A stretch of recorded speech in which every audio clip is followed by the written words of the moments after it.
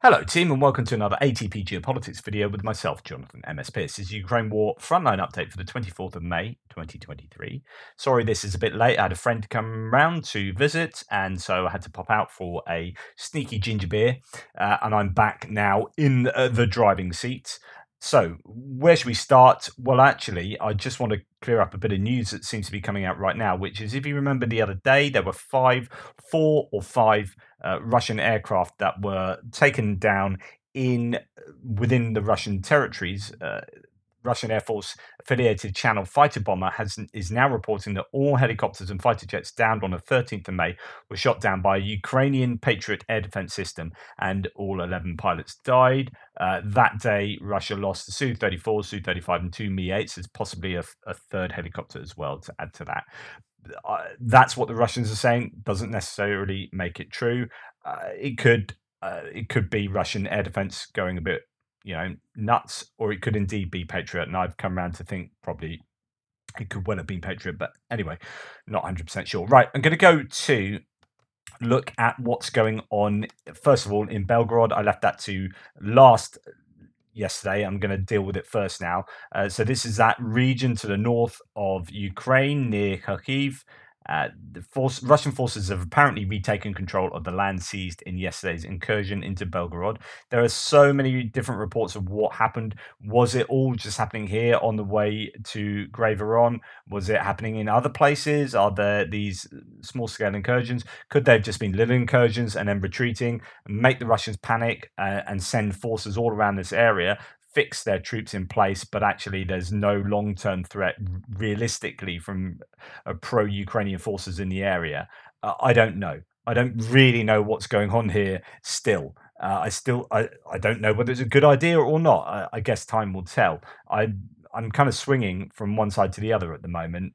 I think possibly it has been fairly useful for panicking the Russians and fixing their troops and showing that they're actually not as strong, particularly on our own borders, as they might present. But I'm not sold on that. Anyway, War Mapper here says that it appears that the Russians have pushed the Ukrainians back to the Ukrainian border. Pushed the Russian volunteer services back to the Ukrainian border. No reports has started up a new thread for today. Another day, another Belgorod region thread. All events regarding the incursion are going to be combined. But what's he have to say? While the attack appears to have lessened in intensity, the Russian forces appear to have regained control of most areas. Governor Gladkov said there was a massive drone strike on the region last night. At the same time, he said that not all areas are fully under control yet. Russian incursion forces seem to have left the Graveron border checkpoint near Kozinka. More footage of gear and equipment that has been left behind, and this definitely checks out to be pro, the pro-Ukrainian, these Russian volunteers kit, but you can't be sure. Seems to be rather oddly thrown on the ground. It's trying to trusting Russian footage like this is always problematic. So I don't know. Is that something they've captured off or taken off dead soldiers and thrown on the ground? Why not photograph the dead soldiers? What's going on here? I don't know. Anyway, Shoigu, the defense minister, has called the attack by insurgents in Belgorod region a terrorist act. According to him, the MOD of the Russian Federation will respond to such actions promptly and extremely harshly. In addition, he said 70 saboteurs were killed. There's no evidence of any saboteurs being killed. In fact, you can bet your bottom dollar that if they had killed those people, that would be on camera and you would be hearing about it. So I don't think that is true. We know not to trust Shoigu and the Russian MOD in their claims. I would want to see at least some evidence of that, even when it comes to the vehicles they're claiming that have been captured or that have been lost in the events. They seem to be incredibly staged. Nothing about this seems to be genuine. I don't know. It's quite a bizarre incident. This is what Vuhledar has to say, which is it looks like that area is back under the control of the Russians, but I guess it's done its job, because at the end of the day, these guys were never going, you're never going to attack Russia and take territory and keep territory. So that won't have been their objective. The objective wouldn't have been to claim this territory for Ukraine, or more accurately for an independent kind of Russia or an independent Belgorod Republic or something like that. But you're never going to be able to do that and withstand the might of the combined Russian security services and army and whatever. However, you view the Russians, they're never going to allow that to maintain. So therefore, this will have been planned to have been an incursion and then a retreat, just to keep the Russians on their toes. I'm sure that's a maximum it's going to be, and that's what it is. And we could see the end of this. It could be something in order to distract from what's happened in Bakhmut as far as the Ukrainians was also concerned, whilst also fixing the Russians in place and making the Russians look foolish and panicked, etc., etc. We shall see. Okay, moving on to Kreminna. We are going to go to Vuhledar's map of Kreminna, which is not that map. Sure, we've just missed a map here. There it is. So that's the map of Kreminna, which is to say there are some pushing. There's some pushing from the Russians in the normal areas north of Ploshchanka there towards Makivka or Nevska, in towards Terny and Torska. Sorry, words.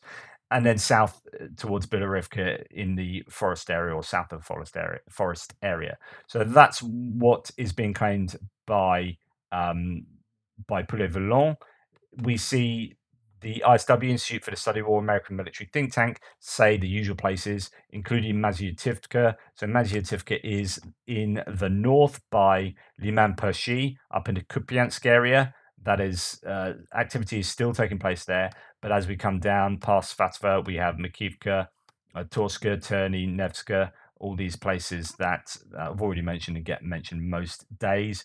Talk about there being some activity, geolocated evidence of Russians active in the forests of Kreminna, but no exchange of territory, nothing to really report. And indeed, that's kind of the situation up and down the entire front line, which is fairly quiet, including in Bakhmut.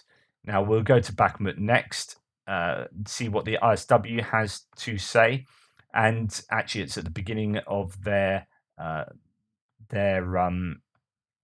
report as per usual. So the Ukrainian officials stated that the pace of fighting has decreased in the Bakhmut area. There are limited Ukrainian counterattacks on the flanks. Ukrainian General Staff did not report fighting in Bakhmut city in its 6 o'clock situational report for the first time since December 2022, suggesting that Wagner Group forces may have made further advances within the city. This is within the city, not necessarily on the flanks. And in fact, the only change to Deep State's map, which is a pro-Ukrainian mapper, is in this very southwestern corner. And yesterday, this little area was not under the control of the Russians, and now it is today.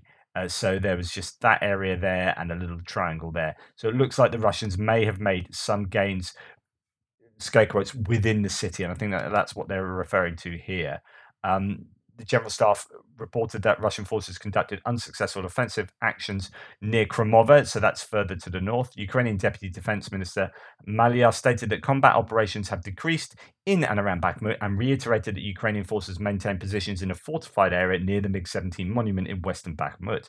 A Mill blogger amplified video footage purportedly showing Wagner forces near the MiG-17 monument and claimed that there are no Ukrainian forces in the area, however.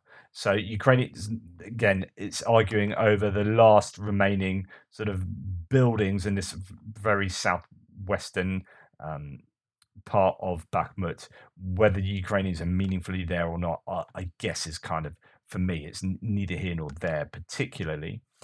Ukrainian Eastern Group of Forces spokesperson Cherevati stated that Ukrainian forces advanced 200 to 400 meters along the flanks of Bakhmut and still control a number of buildings and fortifications in southwestern Bakhmut. A Russian mail blogger claimed that Ukrainian forces advanced near Yahidne, so that's to the north, and that Russian forces unsuccessfully attacked near Hryarivka and Ivanivska. Another Mill blogger denied reports that Ukrainian forces made gains during counterattacks northwest and southwest of Bakhmut and assessed that a Russian offensive from Bakhmut toward Ivanivska or Borodinivka remains unlikely. So that's coming from the Russians. Now, that's to say that there are some gains perhaps towards Yahidne in the north here, some gains perhaps towards Klishchivka, the repelled attacks possibly, repelled Russian attacks towards Ivanivska, and talk about Bodanivka, which is up here. Again, there's just a lack of any great detail, geolocated footage. There are vague claims coming out. It seems possibly that the Ukrainians are stalled. However, there are these claims from both the Russians and Ukrainians, some Russian sources and Ukrainians, that there are gains in certain areas. So again, no mappers are reporting anything meaningful.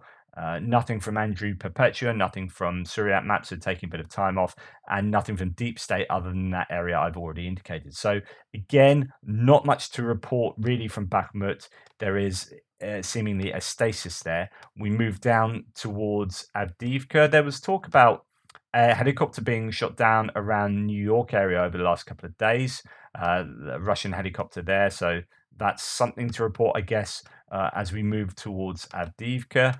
And then the ISW has to say that Russian forces continued offensive operations towards there. Activity around Novokalnyove, Sivyerny, Vodyanye, Pervomaysky. So those are all the usual places. So Novokalnyove is up there, north of Krasnohorivka, to the west of Novobakhmutivka, where there's this fighting around the railway line here that loops around Novokalnyove and separates it from the other settlements. There's activity there. Activity in Sivyerny and Pervomaysky and Vodyanye. So again, around here too. Fairly unspecified. Ukrainian forces also reportedly repelled numerous assaults on Marinka. So I think it's quite fierce down there still. They stated that Russian forces are concentrating their efforts on attacking Adiivka and Marinka, and reported there were 19 combat clashes in the two areas. So that seems to be an uptick of activity. A Russian source claimed that Russian forces conducted assault operations near Pervomaysky. Again, is that referring to the footage I showed you yesterday and the day before? Pervomaysky on the southwestern approach to Adiivka. So that's the Sivyerny, Vodyanye area, in Marinka and Krasnohorivka direction. Remember, there are several, because this is Ukraine, several Krasnohorivkas. There's one there, Krasnohorivka, and then one on the way down towards here, just here near Marinka. Very close Krasnohorivkas. And I know people defend the fact that Ukrainians name places the same, but Andrew Perpetua talks about this, and he has threads on this about how he's found like two places of the same name literally next to each other. He like can't understand, and they are supposedly different places, but same name. It's like, what is going on? So yeah, there are a lot of places with the same names very close to each other. Yeah, you might find in the States that each state has a place name of London or whatever, but these places are not different states; they're just up the road. However, so be it. Vodyany here. There's a Vodyany just down there by Vuhledar as well.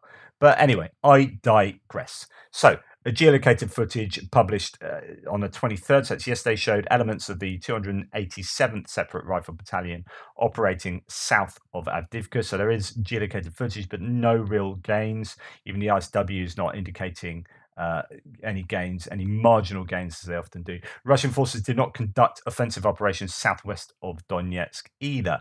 So let's move on to Zaporizhia and Kherson. So nothing else in Donetsk other than in Marinka. Lots of attacks in Marinka, but no claims of any territory being exchanged, and no information on what's going on in Pobyeda. Still a bit of confusion for me, mapping what's taking place in Pobyeda. Syriac maps, before they stopped mapping for a bit, indicated that there's a mapping change there, but there's been no information on that from any sources that I can garner.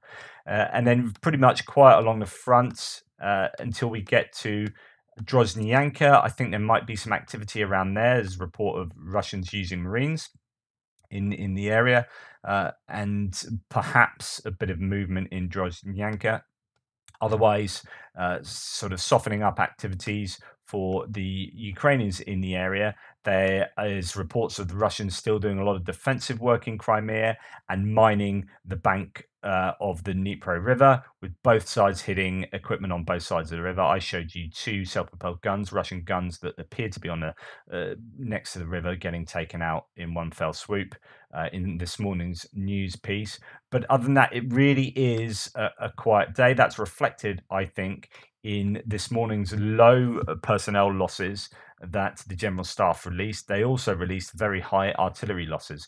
So it looks like that there are going to be more strategic hits, pinpoint hits on pieces of equipment to soften the battlefield rather than incursions involving men, other than what we've seen up in the Belgorod region. So my guess is that is over for now. The Belgorod region, it's done probably what it was intended to do. And we are going to see just strikes with HIMARS, strikes with Storm Shadows. We're going to see artillery and electronic warfare systems be precisely targeted up and down the front line, but particularly in the southern area here, ready for a counter-offensive that will take place. I keep saying imminently. I mean, it's going to be at some point. Interesting talk about, I think it was Ukraine, the latest podcast talked about how the Ukrainians had never said it was going to be a spring offensive. That actually, that was all the media. Ukrainians just said there's going to be a counteroffensive. They never said it's going to be in spring. Everyone's been talking about spring, but of course it could happen in the summer. They could be waiting for exactly the right moment, whatever it is that defines that right moment, whether it's equipment, trained forces, weather, softening, the right amount of softening of the battlefield, shaping operations being completed. I don't know what it is. It'll happen. Will it happen imminently? It could do, or it could happen in June, or even July. I don't know. I don't have all the information, but we shall see. Interesting times ahead as ever. Hopefully that was of use. Not a lot of information, and I've completely rushed through it today, but many of you probably like that. Anyway, toodle pips, and I will catch up with you a bit later.